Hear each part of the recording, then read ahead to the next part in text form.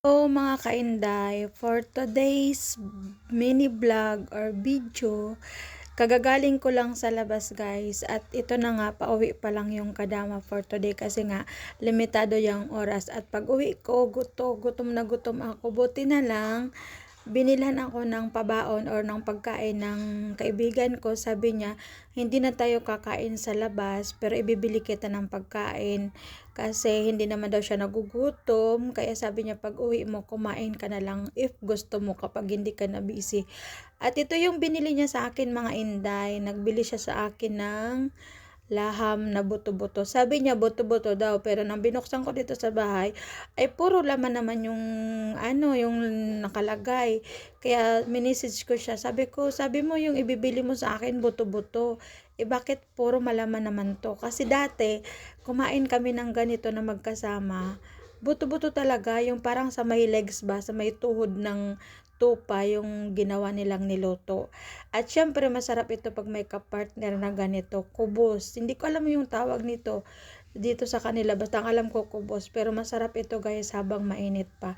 Kaya pagdating ko talaga ay kumain na ako kasi para hindi pa malamig, masarap pa siyang kainin. Kasi pag lumambig na yung kubos, hindi na siya masarap at titigas na siya. At kaalis din naman ng amo kong babae kasi nga 'di ba pinalabas niya ako pero limitado yung oras. Sabi niya bago daw mag alas 12 ay dapat nandito na ako kasi may pupuntahan daw siyang appointment. Ayaw niya na iwanan yung anak niyang dalaga na mag-isa dito habang natutulog. Kaya ito, lumabas ako kahit limit lang yung oras. At least nakalabas, nakalanghap ng sariwang hangin sa labas. Yan naman yung kagandahan sa amo ko kasi pag nagpaalam ako ay wala siyang sagot na hindi, puro siya okay, o diba?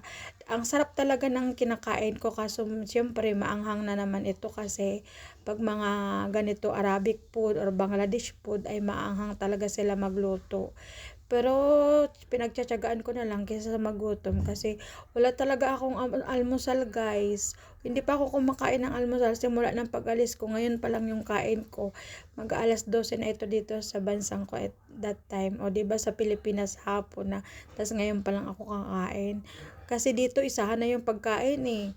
Wala na dito ng almusal, wala ng tanghalian. Parang pagising ko dito, pag natapos na ako sa mga gawain ko, magkakape ako. Anong oras na yun sa Pilipinas? Hapon na yun.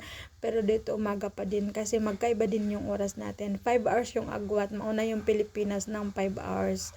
Kaya ito na, enjoy ang kadama sa pagkain. Yung pagkain ng kadama for today. At ito Arabic ang itsura bread niya kanina saka mamaya. Guys, Bangladesh ayan. dish. Ano siya, Ubos na buto-buto malaki, siya. saka yung Di ko alam kung tupa ba yan or yung ano. buto-buto Basta na parang buto-buto. niluto na curry. Di ko alam kung anong klase Pero may luto laman nila naman yan. siya. Kasi ito Hindi ay naman siya lahat buto. Bangladesh dish. O, Ang diba? sarap Luto to nito, ng mga inday, Bangladesh. kaso maanghang Ganito talaga sila magluto. O, diba? Lahat ata dito ng mga Yan ang lunch pagkain ko. na